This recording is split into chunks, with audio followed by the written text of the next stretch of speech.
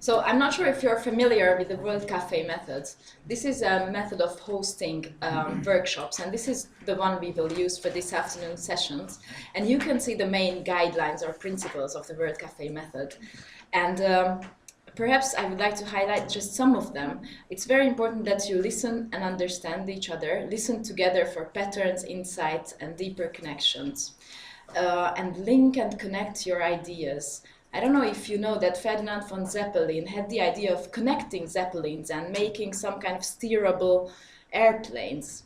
And when Mika's message this morning was let our ideas soar high, my message is let our ideas connect, as Zeppelin imagined. So how this whole thing is going to work, after the presentations, we will have questions, and each question will be assigned to a table. I wrote 5 because for the first session we will have 5 questions, so each of the questions will be assigned to some tables. And then we will have 2 conversation rounds, each 20 minutes long. And you will be able to stand up, go around and find the question which you find the most interesting for yourself. Okay, so you will choose a table, you will choose a question. And then, yes, just one instruction for choosing a table. On your badges, you have colors. Mine is yellow. You might have different colors. Yeah, the only instruction is try to form colorful tables. Okay, when you sit around tables, try to make sure that there are as many colors as possible around the table. And then when you sat down, the first thing that we would... It's a secret, the coding is a secret, okay? So the first thing that we will ask you to do is to choose a table host. And the table host will remain at the same table for both rounds. And he or she will will take care of notes. And we will ask the table host to take notes on the flip chart papers, preferably in a legible way. And then after 20 minutes, you can change tables. So you can stand up again, except for the table hosts, and choose another table to go on for discussing that question. So the questions will remain for another 20 minutes. And then when that is over, then we will ask the table host to put the flip charts on the wall and make an exhibition of the flip chart papers. And then everybody will have the chance. This is what I call harvest. So we can go around and have a look at what other tables discussed on the flip charts. You also have post-its on your tables. When you harvest, you can note down your personal harvest on your post-it. That is something that you take home with yourself from these sessions. Okay, any questions concerning the working methods? No.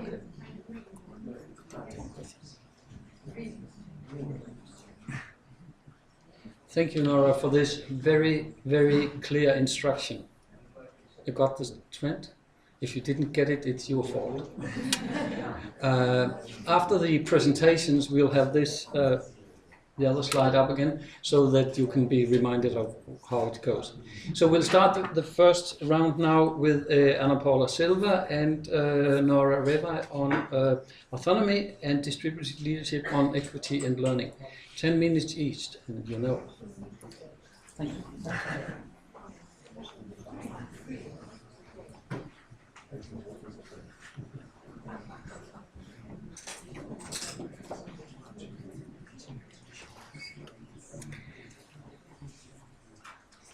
Okay, I'm going to sum up the recent evidence that were collected in 4 different countries: Portugal, Latvia, Estonia, and Hungary.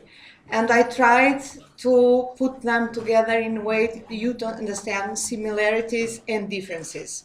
So, let's see. Well, as we were recalled this morning, autonomy emerges between a movement that goes from government to meta-governance, as Philip Woods wrote down in the State of Affairs last year. And in this case, what concerns education, regulation, and decentralization is really the role of the state that delegates and share responsibility, as we call now new public management or contractual state. That happens for the first time in the late 1980s, but after, in 1996, we have to fight against school failure, early dropout, difficult working conditions for teachers and students, and we had for the first time the first educational territories of priority interventions. And in the late 90s, we have really the first autonomy decree, along with strong leadership. What means that within schools, the power and the responsibility is concentrated on the head teacher. This law opened up the possibility for autonomy contracts, and it was really the first step for decentralizing to the municipalities the responsible in Portugal regarding education. In the same year, in Latvia, the education law assigned to the local governments the obligation to ensure to children basic education and to adolescents to reach the secondary education. And the main principle is to turn them a member of the democratic state. After that, in Estonia, the reports say that around the 2000, school leadership was envisaged as a key element of the educational system, that only autonomous schools can be responsible for their results, and citizens must trust on school professionalism as regarding teachers and heads.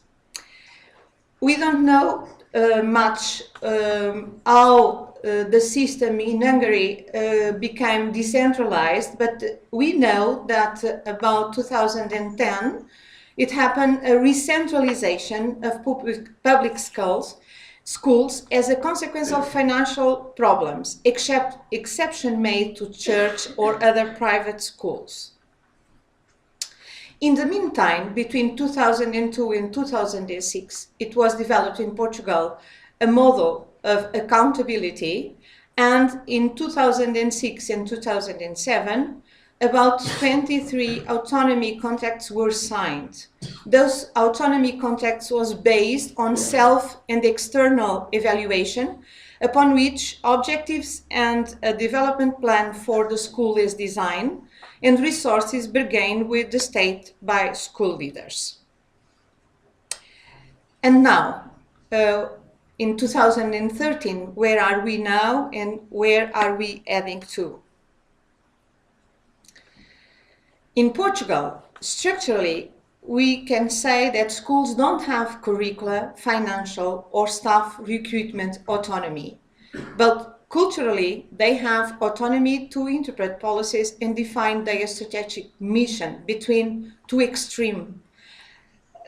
One based on selective and meritocratic values, and other pole, equality of access and success principles, diversified offer, and democratic process that, of course, leads to pedagogical autonomy. Among these four countries, what seems more like Portugal in regards different practices of pedagogical support and differentiation, active and experimental methodologies, reorganizing of practices of pedagogical coordination and curricular articulation that impact on cooperative work among teachers, is identified in schools with autonomy contracts by the external evaluation within the period 2011-2012. I was saying, what's the country that seems more like Portugal?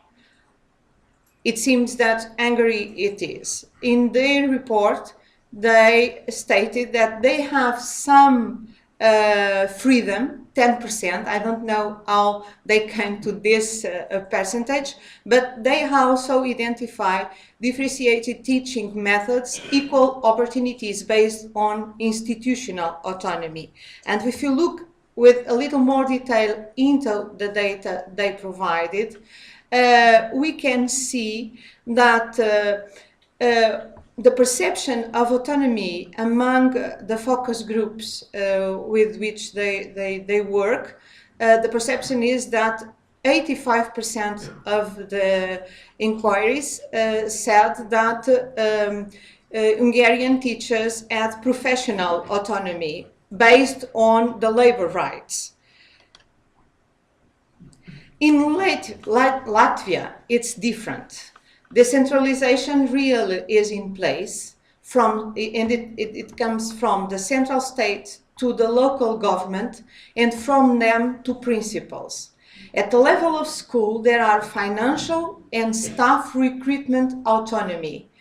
But at this moment, they recognize that the main stakeholders are parents that are present in the school boards, and they can be elected the president of the school board. One parent can be elected the president of the school board, and this school board have different roles.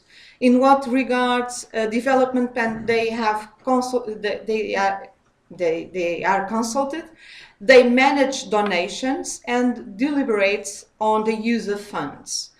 A recent study about this respect found out that 85% of stakeholders trust the principals, teachers, on spending of funds. At this moment, they recognize that they have full financial autonomy, but no education autonomy. They are working in it, but they also are concerned about the state, for instance, the last bullet, to ensure equal access to education to the state or the local government must provide support to vulnerable families such as textbooks and free meals. Estonia is similar to Latvia, but they acknowledge to have educational autonomy. It's in contrast with Latvia. They are very optimistic about autonomy in Estonian schools. And at this moment in Portugal, they are making an effort in contracting autonomy, and at the end of this month we will have a quarter of all Portuguese school units with autonomy contracts. And just finishing, what we can see in shifts in power in these 4 countries. In Hungary, power has been taken back by the government. In Latvia, school boards are becoming more and more powerful. In Estonian, school heads are becoming more powerful. And in Portugal, we can say that power has been handed over from central state to the municipalities, and within schools, power has been centralized in school heads. Thank you.